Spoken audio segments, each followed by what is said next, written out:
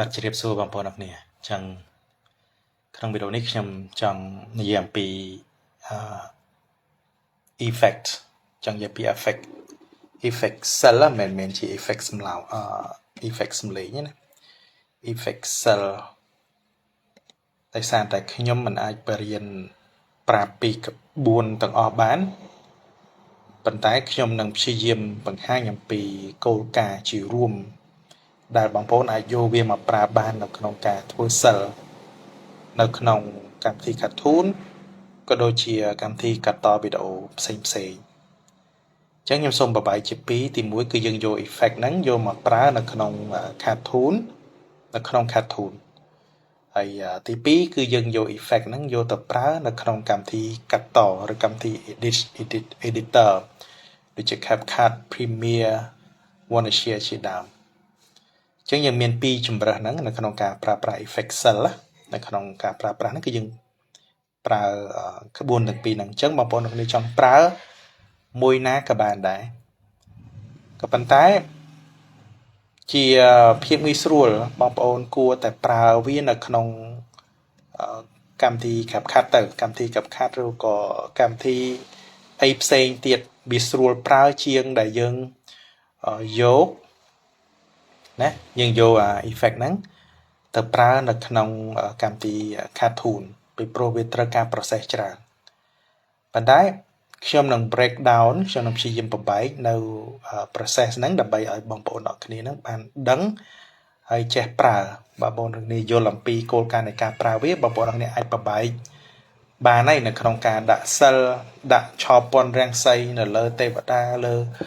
ពុទ្ធរូបអីជាដើមហ្នឹងគឺបងប្អូនគ្នាអាចដាក់បានអញ្ចឹងឧទាហរណ៍ជាតួយ៉ាងនេះខ្ញុំព្យាយាមបំលែងeffect ផ្សែងហ្នឹងយើងដាក់មកក្នុងនេះនៅក្នុង cartoon អញ្ចឹង effect ផ្សែងនេះមែនទែនទៅវាមាន background ខាងក្រោយហ្នឹងពណ៌ខ្មៅទេ effect ហ្នឹងវាមាន background ខាងក្រោយពណ៌ខ្មៅខ្ញុំសូមឲ្យមើលតិច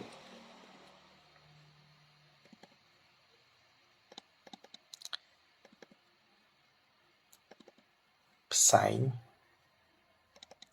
នេះវាមាន background ពណ៌ខ្មៅទេវាបែបនេះណាវាមាន background ពណ៌ខ្មៅក្នុងលក្ខខណ្ឌដែលវាមាន background ពណ៌ខ្មៅបែបនេះ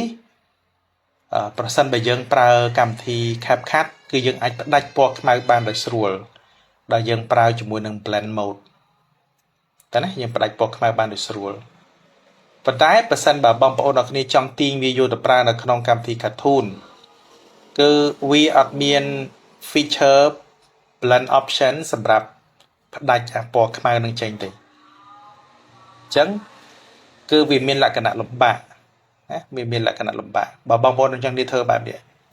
គឺវាមានការលំបាកហើយបងប្អូននេះចំណាយពេលច្រើននៅក្នុងការធ្វើតែយើងធ្វើតែម្ដងយើងប្រើបានប៉ុន្តែយើងស៊ីពេលនៅក្នុងការធ្វើអញ្ចឹងខ្ញុំប្រាប់ពីរបៀបដែលបងប្អូនចង់យកវាទៅប្រើនៅក្នុង cartoon ជាមុនសិនបន្តមកទៀតខ្ញុំនឹងបង្ហាញបងប្អូនអរគ្នាដើម្បីយកវាទៅប្រើនៅក្នុង CapCut ណានៅក្នុង CapCut អញ្ចឹងវាមានពីរ process ហ្នឹងសម្រាប់បងប្អូនអរគ្នាយកទៅប្រើអញ្ចឹងខ្ញុំសូមបកទៅក្នុងចំណុចទី1សិនដែលយើងយកវាទៅប្រើនៅក្នុងកម្មវិធី cartoon ដើម្បីអាចប្រើវាបាននៅក្នុង cartoon គឺបងប្អូនអរគ្នាត្រូវតែបំលែងវាទៅជា sequence images sequence image នេះប្រែថាជារូបភាពតាមលំដាប់លំដោយរបស់វា1 2 3 4 5ជា sequence គឺយើងត្រូវបំលែងវាទៅជារូបភាពបើទោះបីវាជាវីដេអូអញ្ចេះក៏ដោយគឺយើងត្រូវបំលែងវាជារូបភាពជាមុនសិនហ្នឹងណាឥឡូវនេះខ្ញុំបានធ្វើរួចរាល់ហើយខ្ញុំសូម save អានេះទុកមួយសិនអូខេឥឡូវខ្ញុំ save អានេះទុកមួយទៀតសិនខ្ញុំនឹងបង្ហាញបងប្អូនអរគ្នាហើយបងប្អូនគ្នាត្រូវមើលដោយប្រុងប្រយ័ត្នពីព្រោះអានេះគឺវាសំខាន់ណាស់បងប្អូនត្រូវប្រើគោលការណ៍ទាំងអស់នៅក្នុងការ apply ទៅលើ cell ផ្សេងទៀតដែលបងប្អូនអរគ្នាចង់ប្រើទៅលើតួអង្គទៅលើអីផ្សេងទៀតដែលបង្ហាញអំពីដែលយើងចង់ធ្វើលក្ខណៈ cell គឺយើងធ្វើអញ្ចឹង ដូចខ្ញុំបញ្ជាក់អញ្ចឹងបើយើងចង់យកមកប្រើក្នុង cartoon គឺយើងត្រូវបំលែងវាទៅជារូបភាពមិនអាចទាញវាយកមកដាក់ជាវីដេអូបានទេនេះឧទាហរណ៍ថាផ្សាយមួយនេះចោះយើងចង់បានវាជាមកប្រើនៅក្នុង cartoon អញ្ចឹងបើសិនបើយើងទាញវាយកមកដាក់ក្នុង cartoon ណាហើយយើងយកជា prop គឺវានឹងចេញពណ៌ខ្មៅអញ្ចឹងវានៅតែចេញផ្សែងអញ្ចឹងដែរប៉ុន្តែវាចេញពណ៌ខ្មៅឃើញទេវានៅមានពណ៌ខ្មៅអញ្ចឹងនៅក្នុងករណីនេះគឺយើងត្រូវបំលែងវាសិនខ្ញុំសូមបញ្ជាក់សារជាថ្មីម្ដងហើយម្ដងទៀតបងប្អូនប្រើគោលការណ៍នឹងទាំងអស់ណាប្រើគោលការណ៍នឹងដូចគ្នាទៅលើ effect ផ្សេងគឺយើងប្រើអញ្ចឹងដែរហ្នឹងហើយអញ្ចឹងយើងត្រូវបំលែងវាទៅជារូបភាពសិនរូបភាព sequence អញ្ចឹងវាបំលែងយ៉ាងណាគឺបងប្អូនអរគ្នាត្រូវប្រើជាមួយនឹង Photoshop អញ្ចឹងបងប្អូនអរគ្នាបើក Photoshop មកបន្តមកទៀតបងប្អូនគ្នាទាញវីដេអូនឹងចូលមកណាទាញវីដេអូនឹងចូលនេះខ្ញុំនិយាយអំពីជំរើសទី1ដែលយើងចង់យកវាទៅប្រើនៅក្នុង cartoon ណាហើយជំរើសទី2យើងប្រើវាក្នុង CapCut ប្រើស្រួលជាងវាអត់មានចំណុចញ៉ៃអញ្ចឹងទេគាត់ទៅទាញទៅវាមាន blend mode option សម្រាប់ជ្រើសរើសស្រាប់ផ្ដាច់តែពណ៌ខ្មៅនឹងចេញបានស្រួលតែបងប្អូនគ្នាបើចង់ថាធ្វើនៅក្នុង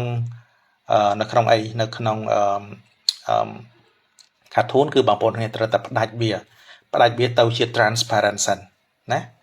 ផ្ដាច់វាត្រូវជា transparent ហើយនឹង effect មួយចំនួនធំទៀតក៏យើងប្រើអញ្ចឹងដែរ effect មួយចំនួនធំដូច effect ពណ៌បែបនេះណាបើសិនបើយើងទាញ effect ពណ៌បែបនេះចូលទៅខ្ញុំនឹងដាក់ effect ហ្នឹងឲ្យបងប្អូននេះ download ពីព្រោះបងប្អូនយើងគាត់បានចែករំលែកនៅក្នុងក្រុមខ្លាចគ្នាយើងអត់បាន download ទុកខ្ញុំបាន download ទុកចឹងខ្ញុំដាក់ link អាហ្នឹងចូលទៅក្នុងវីដេអូហ្នឹងបងប្អូនអាចចូលទៅ download បាន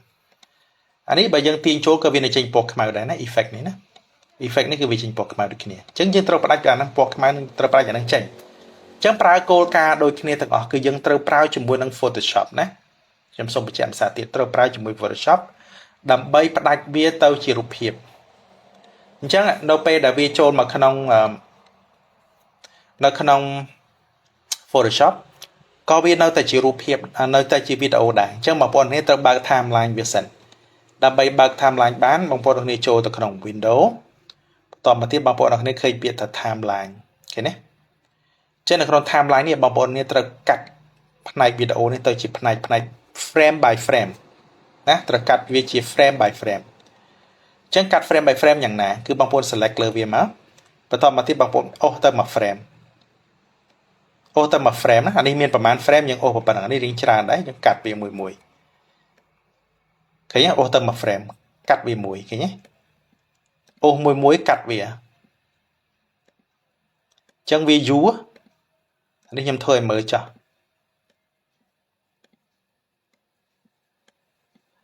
ចឹងយើងកាត់វាមួយមកកាត់វារហូតដល់ចប់ដោយសារនេះវាជាប់នៅផ្ទាំងពណ៌ខ្មៅវាជាប់ផ្ទាំងពណ៌ខ្មៅអញ្ចឹងយើងកាត់វាសិនហើយចាំយើងធ្វើម្ដងទៀតចឹងខ្ញុំប្រាប់ម្ដងទៀតរបៀបដែលយើង remove ផ្ទាំងពណ៌ខ្មៅនឹងចេញ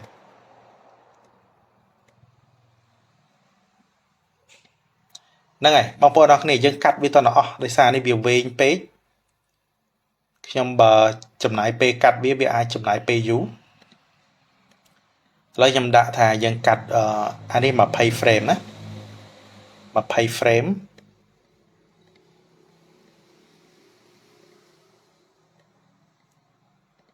ហ្នឹងហើយឥឡូវយើងឧទាហរណ៍ថាខ្ញុំកាត់ទាំងអស់ចោះពីព្រោះខ្ញុំបានចំណាយពេលធ្វើ effect មួយទៀតដែលខ្ញុំបានកាត់ទាំងអស់ខ្ញុំនឹងសូមបង្ហាញបន្តិចហើយខ្ញុំនឹងយកអានឹងមកជាឧទាហរណ៍វិញណា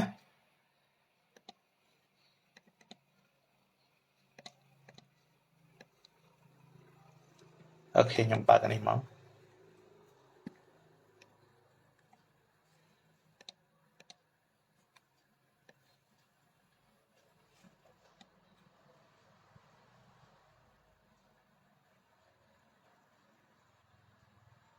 នេះ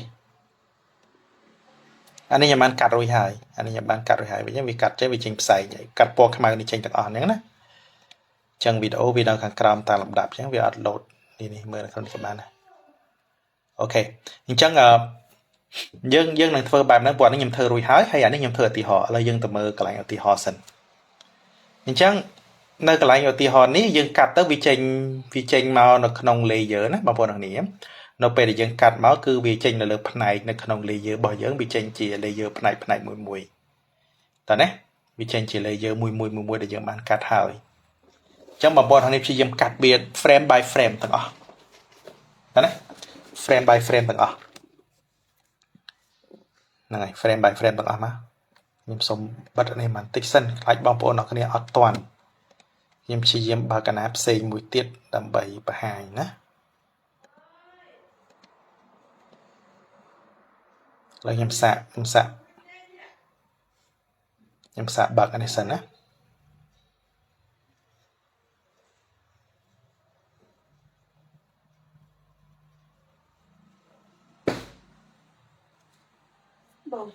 ខ្ញុំសាកបើកអានេះសិនអានេះខ្ញុំបានធ្វើរួចរាល់ហើយអញ្ចឹងណាអញ្ចឹងយើងមកមើលខ្ញុំកាត់អានេះខ្ញុំកាត់រួចហើយណាអានេះខ្ញុំកាត់រួចហើយអានេះគាត់ថាទីហោដែលរបៀបដែលខ្ញុំធ្វើគឺខ្ញុំកាត់អញ្ចឹងណាប្រាប់បងប្អូនថាយើងកាត់វាអញ្ចឹងយើងកាត់នៅក្នុង Photoshop អញ្ចឹងមកកាត់វាមួយអញ្ចឹងទៅតោះទេកាត់វាមួយអញ្ចឹងទៅបន្ទាប់ពីបងប្អូនកាត់មួយទាំងអស់ហ្នឹងហើយបងប្អូនអរគ្នាចូលទៅក្នុង frame នីមួយនៅពេលដែលយើង select លើ frame 1អានេះក៏វា select ដែរយើង select លើ frame ទី2អានេះវា select frame ទី2អញ្ចឹងយើង select នៅលើ frame ទី1តោះទេយើង select នៅលើ frame ទី1បន្ទាប់មកទៀតយើងយក tool កាត់នេះ tool មួយនេះ eraser tool ណានៅកន្លែង eraser tool ហ្នឹងគឺបងប្អូនអរគ្នាចុចវាឲ្យជាប់ទៅវានឹងចេញជម្រើស3ទី1គឺ eraser tool background eraser tool ណា background eraser tool ហើយនិង magic eraser tool អញ្ចឹងបងប្អូនគ្នាយកអាទី2នេះ background eraser tool អញ្ចឹងយកអាហ្នឹងមកតើណាយក background ហ្នឹងមកហើយយើង select នៅលើframe ទី1ណារូបភាពនៅលើ frame ទី1នេះហើយបងប្អូនអរគ្នា select អាហ្នឹងហើយបងប្អូននេះ select យកនេះមកដាក់ចំអានេះមកអូខេយក cursor វាយកមកដាក់ចំកន្លែងហ្នឹងណាយក cursor វាមកដាក់ចំខាងដើមមកហើយ select នៅលើអា frame ហ្នឹងនៅលើ frame ទី1ហ្នឹងតមកទៀតបងប្អូនអរគ្នាបើបងប្អូននេះចង់កាត់អាផ្ទាំងពណ៌ខ្មៅខាងក្រោយនេះគឺបងប្អូននេះចុចចំអាពណ៌ខ្មៅមុនគេណាកុំឲ្យចុចចំពណ៌សត្រូវ select ពណ៌ខ្មៅនេះចុចឲ្យជាប់ចុចមកគឺវាដាច់ឲ្យជាប់ហ្នឹងហើយដាច់ឲ្យកុំប្រឡែងដៃណាយើងអូសវាបន្តិចមក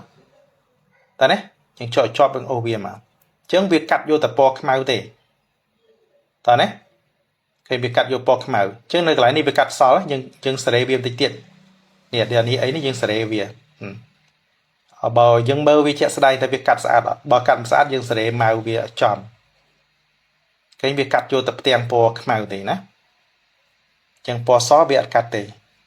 ញ្ចឹងខ្ញុំព្យាយាមប៉ូលាវាកុំតន់ប្រឡែងម៉ៅបើប្រឡែងម៉ៅក៏ប្រឡែងទៅក៏ប៉ុន្តែនៅពេលដែលយើងចង់កាត់តទៀតសូមមកចុចកន្លែងពណ៌ខ្មៅបើយើងចុចកន្លែងពណ៌សនេះគឺវាកាត់ពណ៌សហើយណា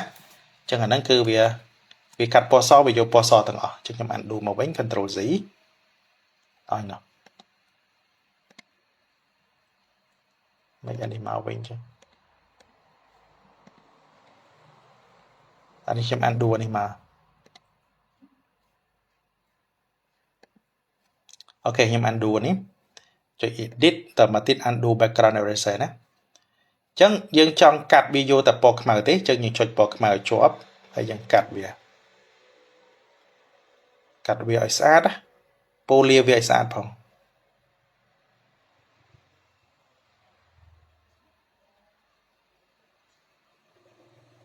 ឃើញទេអញ្ចឹងអាហ្នឹងវាកាត់យកតែពណ៌ខ្មៅចេញទេក៏បញ្ជាក់ម្ដងទៀតណាយើងប្រើ tool ទី2 eraser tool ទី2អូខេអញ្ចឹងlayer ទី1 background ទី1ចង់និយាយថា frame ទី1ដែលយើងកាត់ហ្នឹងគឺយើងកាត់បានហើយអញ្ចឹងយើងទៅមក frame ទៀតយើង select លើ frame ទី2ណាយើង select លើ frame ទី2មកហើយយើងកាត់ទៀតយើងកាត់អញ្ចឹង view ខ្ញុំប្រើវា view តើធ្វើអញ្ចឹងបានយើងអាចយកទៅប្រើនៅក្នុងនេះបានយើងកាត់វានេះមក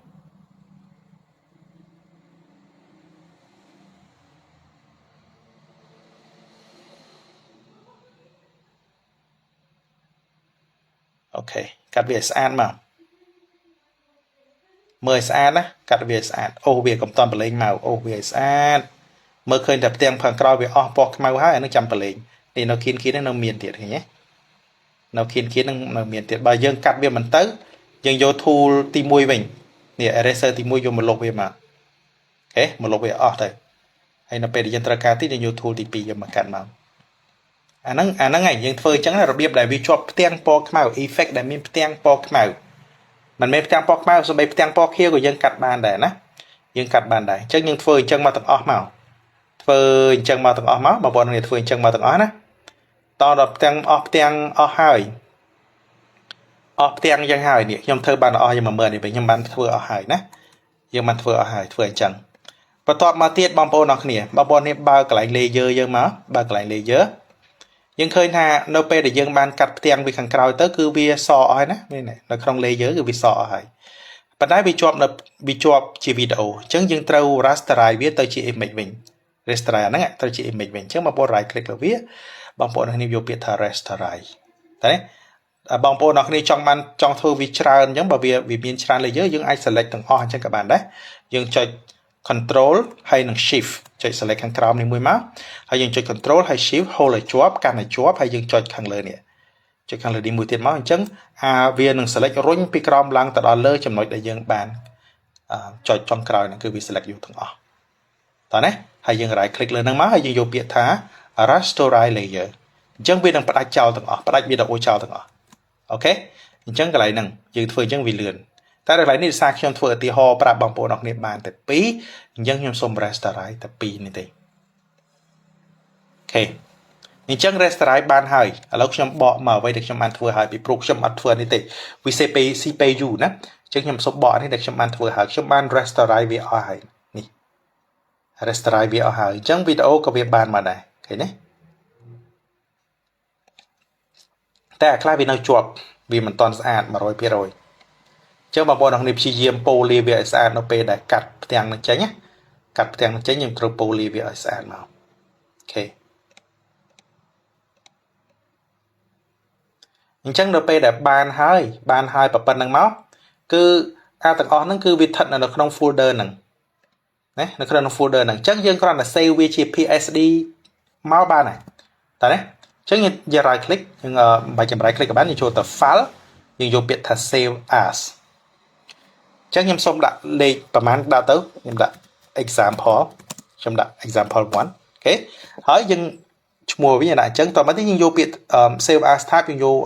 Photoshop PSD អូខេហើយយើងចុច save ប៉ុណ្ណឹងមកបានហើយចាប៉ុន្តែ process វាមិនមែនស្រួលអញ្ចឹងទេវាយើងត្រូវធ្វើការឆ្លងកាត់ដំណាក់កាលដែលយើងត្រូវកាត់វាបាយជា frame មួយហើយយើងចូលទៅកាត់ background វាមួយយើងយកទៅប្រើបានហើយយើងយកទៅប្រើជាមួយនឹងនេះណាជាមួយនឹង cartoon បានហើយយើងដាក់ទាញចូលទៅគឺវាអត់មាននេះទេណាវាអត់មានជាប់ background ទេអញ្ចឹងដើម្បីទាញចូលក្នុងនេះចូលក្នុង cartoon បានគឺយើងអាចចូលទៅក្នុង create media នេះហើយយើងយកពាក្យថា prop ឬក៏យើងចាប់ទាញវា direct ចូលក្នុងហ្នឹងក៏បានដែរនេះ example 1យើងចាប់ទាញវាមកហើយយើងដាក់ direct ចូលនៅក្នុងនេះប៉ុន្តែបើនៅចូលក្នុងនេះខ្ញុំសូមបញ្ជាក់ណាគឺត្រូវគ្រប់រូបទាំងអស់ហ្នឹងចូលទៅក្នុង folder មួយសិនកាលណាដែលយើងទាញចូលបើសិនបើអត់តមាន folder គឺត្រូវ group វាចូលក្នុង folder មួយសិនបានវាដំណើរការណាបើអត់បាន group វានៅក្នុង folder ទេយើងទាញវាចូលនៅក្នុងនេះ cartoon គឺវាអត់ដំណើរការទេតោះឥឡូវខ្ញុំបាននេះហើយ save ហើយទាញចូលក្នុង cartoon ផ្លិចទាញចូលហើយឥឡូវយើងចាំវាសិនសារទៅវារៀងធំ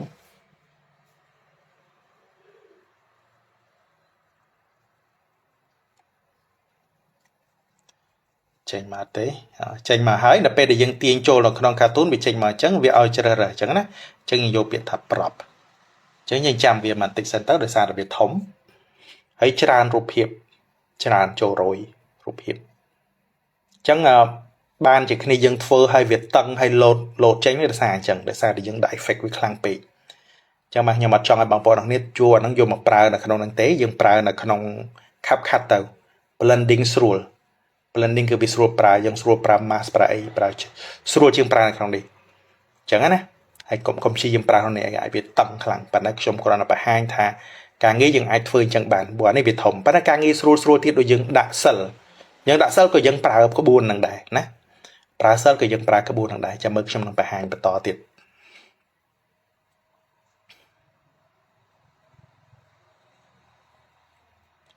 អញ្ចឹងយើងចាំវាសិនណា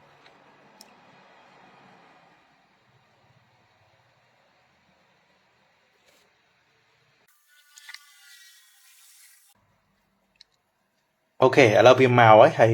យូរវាតឹងដោយសារតែរូបវាច្រើនអញ្ចឹងម៉ាស៊ីនបងប្អូនមកវាពិបាករត់ដែរណាអាហ្នឹង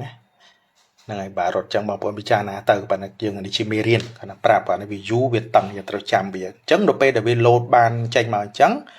គឺវានឹងលោតចូលទៅក្នុង composer ហើយណាអានេះនៅក្នុង composer mode អញ្ចឹងយើងអាចកែ origin វានេះ origin វាយើងអាចកែពីចំណុចនេះបានហើយវាចេញពីចំណុចហ្នឹងទៅអូខេផ្សាយវាបាញ់មកអញ្ចឹងណាហ្នឹងហើយយើងកែ origin វាមកទៅហ្នឹងមកបន្តមកទៀតបងប្អូនឃើញ back to stage វិញយើង back to stage វិញអញ្ចឹងយើងបានហើយយើងមើលទៅយើងឃើញនេះ example 1គឺវាមកហើយអញ្ចឹងយើងអាចប្រើ smoke ហ្នឹង smoke អាផ្សែងហ្នឹងនៅក្នុង cartoon បានដែរតមកទៀតយើងចាប់ផ្ដើមដាក់ animation វាដើម្បីដាក់ animation វាបានគឺយើងបើកទៅលើ prop editor នេះមកអញ្ចឹងបងប្អូនអរគ្នាឃើញ sequence image ច្រើនមែនទែននៅកន្លែងនេះឃើញទេបន្តមកទៀតបងប្អូនអរគ្នាបើកនៅក្នុង timeline បើក timeline មកអូខេតមកទៀតបងប្អូនអរគ្នាបើក motion ហើយបងប្អូននេះ select លើរូបភាពទី1រូបភាពទី1ហើយយើងចូលទៅប្រមាណ frame យើងទៅ2 frame 1 2ណាយើងចាប់យើងចុចនៅលើ arrow key ណាអាព្រួយទៅខាងស្ដាំយើងចុចទៅវា load មក frame 2 frame ចេញយើងបដូរវាបដូរទៅsequence image មួយទៀតហើយយើងទៅ2ទៀត1 2ដូរទៀតមក1 2ដូរឃើញណាធ្វើអញ្ចឹងចុចហើយយើងបដូរ1 2ដូរទៀតចុចទៀតអញ្ចឹងយើង load តនេះ2 frame យើងបដូរនេះ1 frame ក៏បានដែរអញ្ចឹងខ្ញុំធ្វើទាំងអស់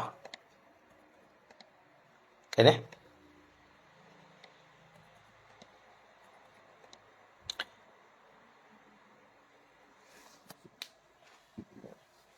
ូខេយើងធ្វើទាំងអស់អញ្ចឹងមកអញ្ចឹងអានេះឯងកន្លែងហ្នឹងឯងដែលយើងយក cell ទៅប្រើហ្នឹងគឺយើងធ្វើអញ្ចឹងទាំងអស់ធ្វើដើម្បីឲ្យវាមាន animation យើងទៅ2 frame ទៀតបដូរអានេះវាមាន material តិចអញ្ចឹងវាអត់សូវអីទេបើច្រើនក៏វាគាំងដែរអញ្ចឹងយើងលេងវាច្រើនអត់បានទេសុខចិត្តប្រើជំរើសទី2ទៅកុំប្រើនេះអានេះដាក់ល្មមបានណាតែបើច្រើនដល់ច្រើន layer ច្រើនរូបភាពអញ្ចឹងវាតឹង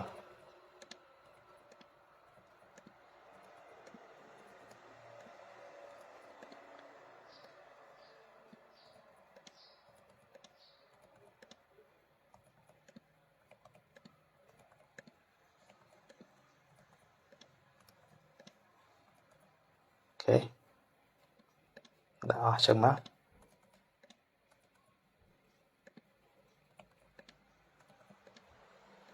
ចានេះច្រើនសម្រាប់ណា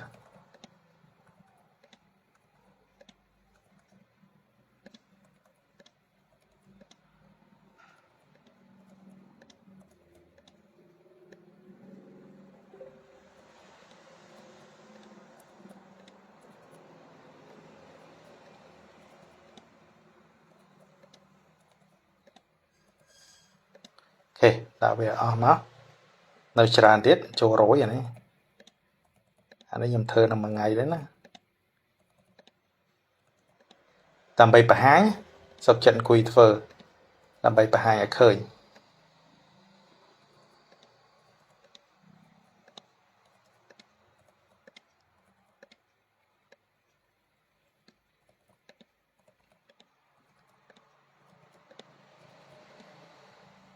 កន្លែងនេះយើងកាត់នៅសល់ទៅនេះអី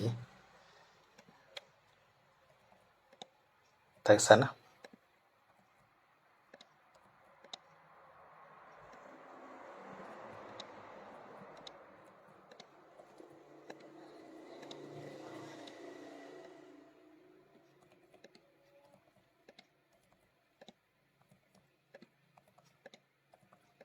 Okay ចិត្តអស់ហើយទៅទៀត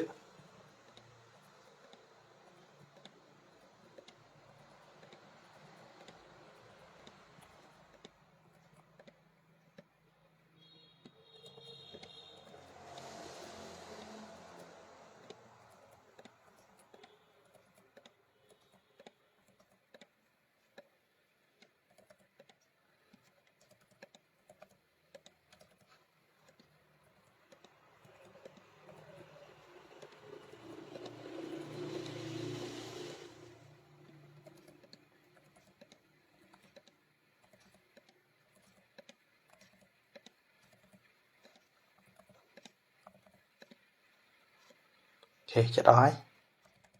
ទៀតអូ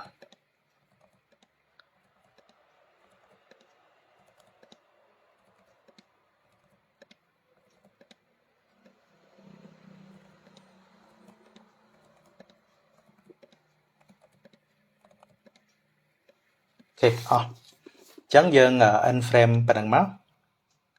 ហើយយើងអាច play វាបានយើងចុច play មកគឺវាចេញផ្សាយមកបែបនេះឃើញទេតែដោយសារយើងកាត់វាអត់សូវស្អាតណាអញ្ចឹងវានៅជាប់ផ្លែខ្លះអូខេអញ្ចឹងដើម្បី save វាទុកគឺយើង click clip វាមកយើងចុចលើ click clip នេះ select លើវាមកហើយយើង select clip វាទាំងអស់មកបានប៉ុណ្ណឹងយើង right click លើ click clip ហ្នឹង right click លើហ្នឹងមកយើងយកពាក្យថា add to action menu ហើយយើងចុច OK អញ្ចឹងអានេះយើងអាចប្រើការបានណានៅពេលក្រោយយើងយកអាផ្សាយនេះយកមកប្រើបានហើយយើង save វាទុកទៅអញ្ចឹងអាហ្នឹងគឺគេធ្វើអញ្ចឹងណាអាហ្នឹងគឺគេធ្វើអញ្ចឹងដើម្បីបងប្អូនអរគ្នាចង់ថាអូខេចង់ប្រើវាជាមួយនឹង cartoon គឺធ្វើអញ្ចឹងតែតឹងអានេះតឹងនិយាយមួយម៉ាត់គឺតឹងអូខេអញ្ចឹងគឺយើងធ្វើអញ្ចឹងអូខេអញ្ចឹងចាំមកវា save ជាប់អស់ទៅហើយយើងsave វាទុកទៅ save វាជា prop ទុកទៅទុកប្រើទៅអញ្ចឹងវីដេអូហ្នឹងគឺប៉ុណ្ណឹងខ្ញុំនឹងបន្តបន្តិចទៀតប៉ុន្តែមិនចង់ឲ្យវែងទេខ្ញុំបន្តទៅវីដេអូមួយទៀតបង្ហាញពីរបៀបមួយទៀតដែលយើងយក effect ដែលបងប្អូនយើងឲ្យនៅក្នុងក្រុមយកមកប្រើនៅក្នុងហ្នឹងតែយើងយកមកប្រើយ៉ាងម៉េច